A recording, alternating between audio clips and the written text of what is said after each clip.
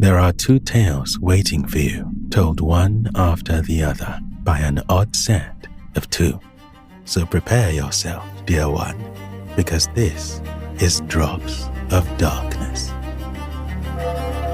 I am Stranger, and I tell only fantasies. Whenever your world has a grip on your throat, I am there, waiting to unleash the monsters that sleep in my mind, so that they may remind you that you have sharp teeth and claws of your own. 4 girls loitered in the woods on a worn-out hiking trail, and one of them was bleeding. The red droplets fell from the gash on her brow as she undid the laces of her ill-fitting boots. It took her a while to work the knots loose, as her fingers were stiff and misshapen. "Hey, freak, what the fuck are you doing?" said her tormentor, a tall, sneering girl with good aim, and another rock ready to throw. She probably doesn't want to wear them since she practically is a wild animal. I overheard the adults whispering that when they found her in the woods, she didn't even remember her own name, said a girl who was the exact opposite of the group's leader. Short, and with a smile of someone just happy to have been invited along. "You're wrong," said the pale girl, now stripping off her long socks. "I didn't forget it. I just don't want you to know it." She sank her ghostly white feet into the slick layer of damp leaves and dark soil. Under her skin, bluish veins laced up from between her long toes, disappearing under the worn cuff of old jeans that hung off her thin frame. She stood back up, just as the welled blood across the gash on her forehead spilled over, leaving a red trail as it snaked down her face. "It's because she's a fucking freak," said the bully, raising the rock over her head. "Since you seem to like the first one so much, how about another?" The pale girl's hands were curled up like dead spiders as she cradled them against her chest. She made no attempt to move out of the way as another projectile flew towards her. This rock was much larger than the first, and it split the girl's lip the instant it struck. Dark red blood filled the crease between her closed lips, and then poured down her chin as her mouth curled into a smile that did not reach her gray eyes. "Why did you invite me to come play with you?" she asked, her torn lip pressed hard into the P sound when she spoke, sending a burst of red flecks from her mouth. "Ugh, she's probably trying to give us rabies. Just push her in already." The redness drained from the face of the bully's accomplice, and the stubby, freckled girl glanced over at a dark split in the forest floor behind their would-be victim. It was a huge crevice, unknowingly deep and lined with jagged rocks that looked like teeth in a slack-jawed maw. One shove is all it would take. But despite the harsh commands being yelled at her, the other girl remained frozen in place. The outcast ignored the 2 others and turned her attention to the 3rd member of their motley pack. She tiptoed through the damp rot of the forest floor until their faces were just a few inches apart. This girl was the youngest by far. She'd stayed silent through the others' wicked game, eyes anchored on the dingy white laces of her red canvas shoes. The color of this one's hair matched that of the rock throwers, and was split in a perfect line down the middle, with 2 neat braids resting off-kilter behind her bright pink ears. "Did your sister tell you what game you'd be playing with the freak from the woods?" she asked, hooking a crooked finger around the girl's errant braid. The young girl raised her eyes to peer up at the outcast's face. She was surprised to see a softness in her blood-covered features. The grim smile was gone, and in its place was a red-crusted brow raised in concern. Have you ever heard stories of changelings? The girl's head twitched back and forth, flinching as her older sister screamed at her, demanding she push that freak into the pit. That's okay, I'll tell you, the bloody girl whispered, her tone sweet and comforting. Your fairy tale versions get it wrong most of the time anyway.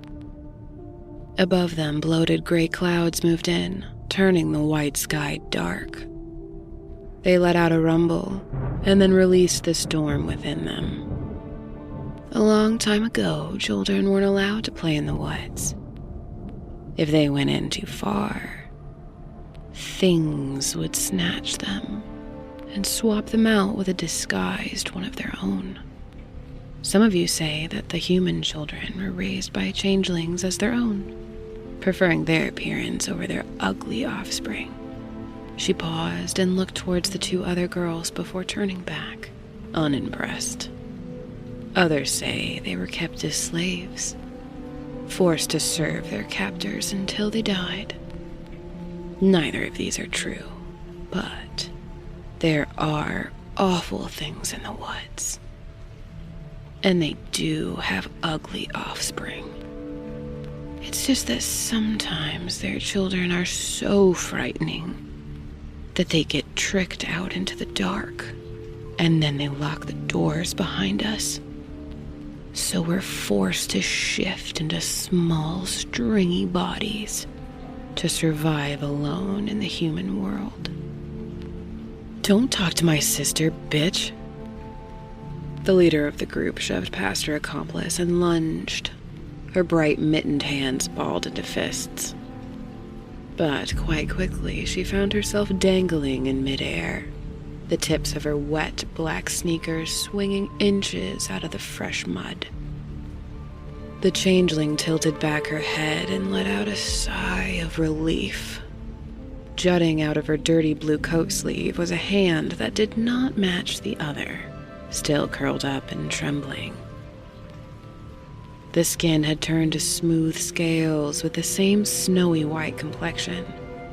The weak, misshapen fingers had unfolded into long, creeping versions, each tipped with a milky, sharp claw that sunk into the bully's face and neck, holding her in midair with ease. The sweet smell of rain became tinged with the sharp smell of urine-soaked jeans that came off the short girl, too frightened to move. Anyway, the changeling said, sounding bored when the tallest girl's feet had stopped kicking. Can I tell you a secret? I'm not very good at changing. Do you see these? She asked, holding her still human hand out for the young girl to inspect, ignoring that the child's eyes were shut tight. The ends of each of her fingers were red and swollen, and something smooth bulged and flexed under the thin, tight skin. I've never been able to fold my claws down enough for them to fit, she admitted. They're too big, and I like using them too much. There was a soft squelching sound. Bones popped as they worked themselves into new positions. Fabric tore, and heavy footsteps mixed with the rolling thunder and rain.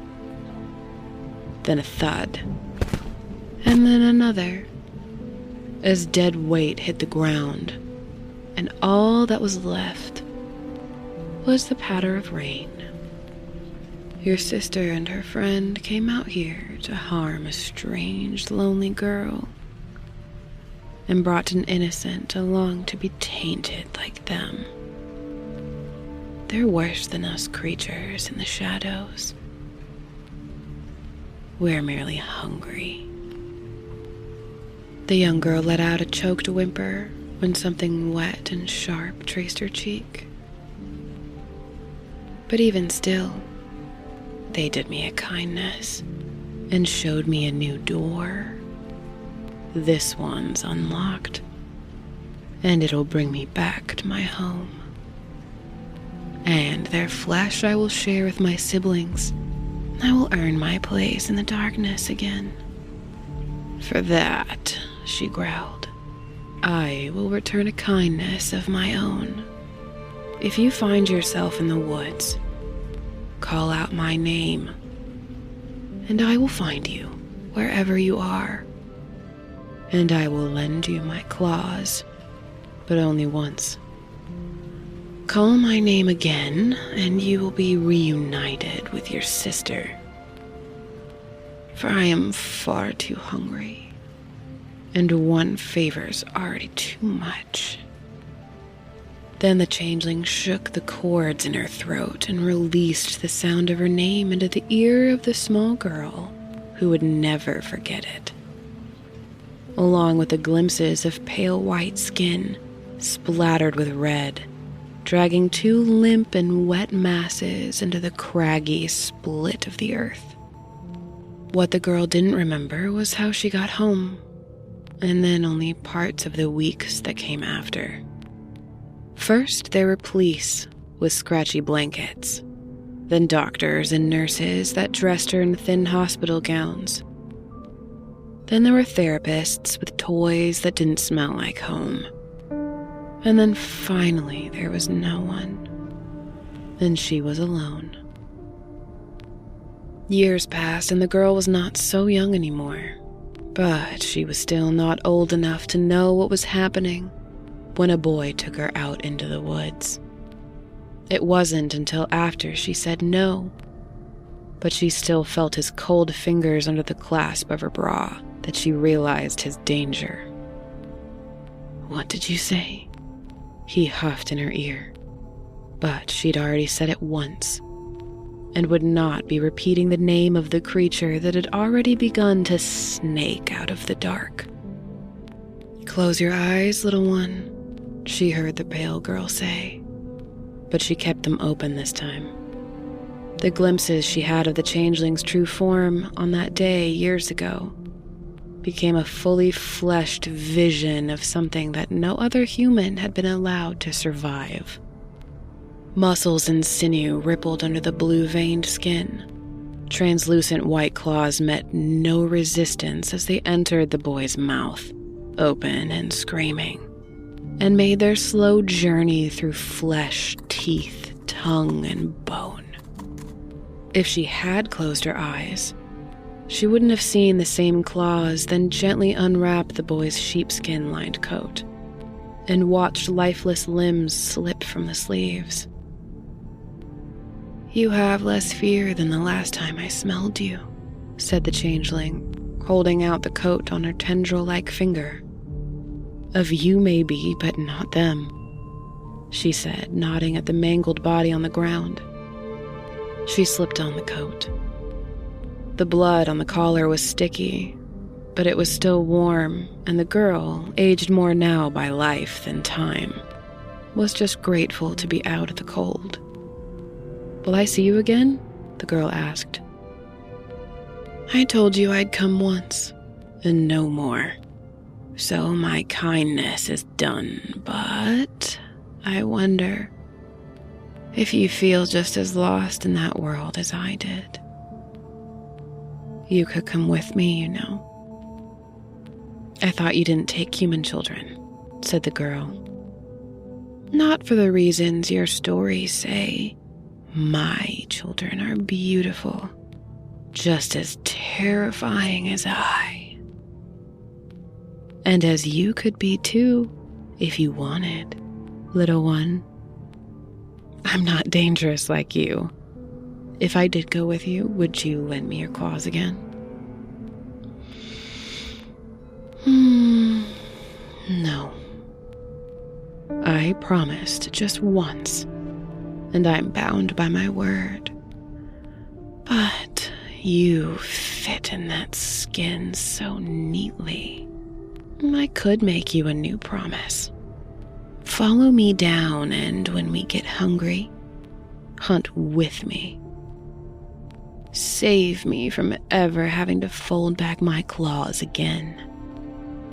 To hide my true form just to lure and prey. You do that, You will not have to borrow, as I will give you your own." For the second time, the changeling kept her word. With fresh meat in her jaws, she returned to the forest, with one finger bleeding and now a great deal shorter than the rest. So not one, but 2 human lives ended in the woods on that night. One in the dirt, and the other when a girl, less human now, with a claw of her own held in her fist, followed her new mother into the places below.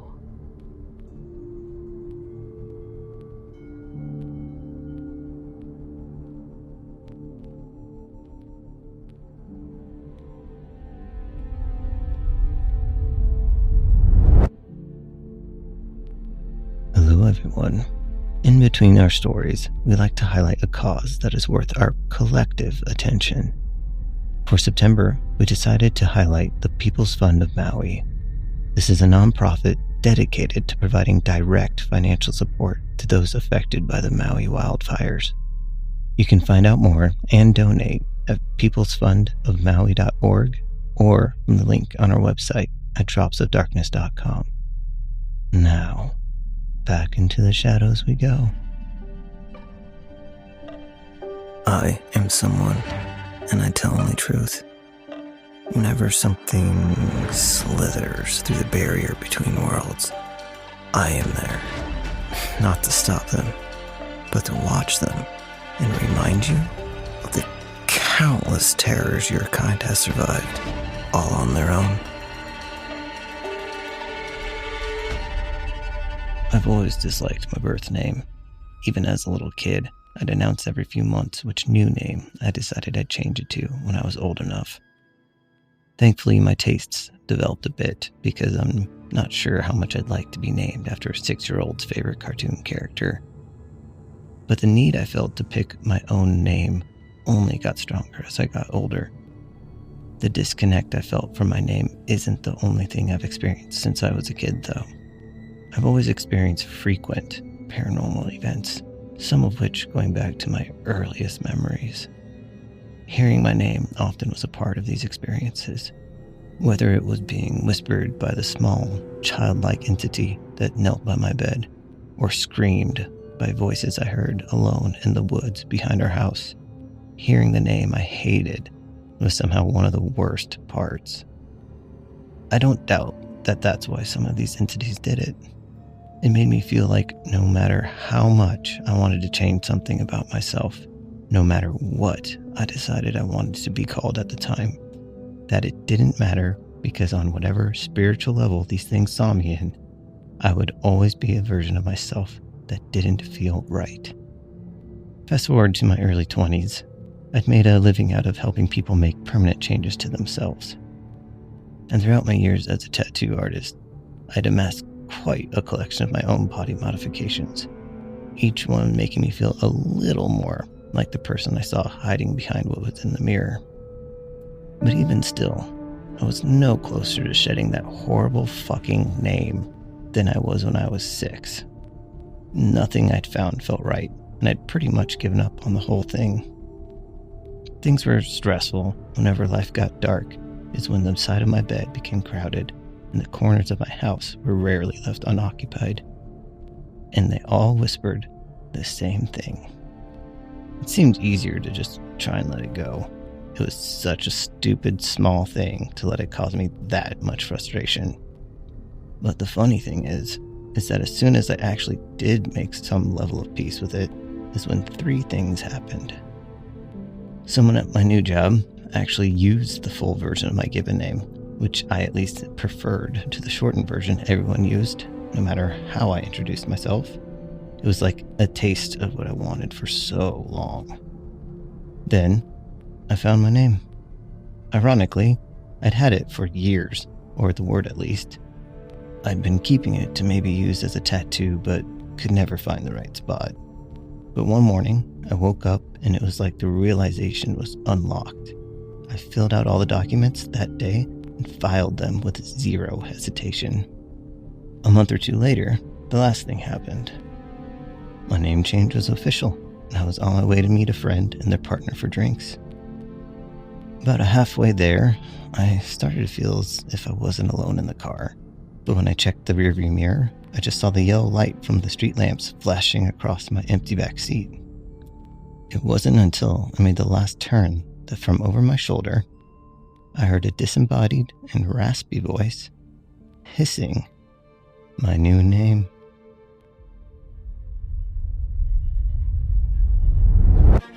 Thank you for listening to this week's episode of Drops of Darkness, which is written, voiced, and produced by Anodyne Vaughn and Cameron Helkuik. If you enjoyed your drift into the shadows, help keep the stories alive by sharing the show, leaving a review, and if you really want to earn the favor of these dark storytellers, tether yourself to their world by tapping subscribe. If you have a true paranormal story of your own that you'd like to be read by someone, you can make the offering to submissions@dropsofdarkness.com or through the form on our website. Until next time, dear one, and remember, when the darkness looks your way, hold its gate.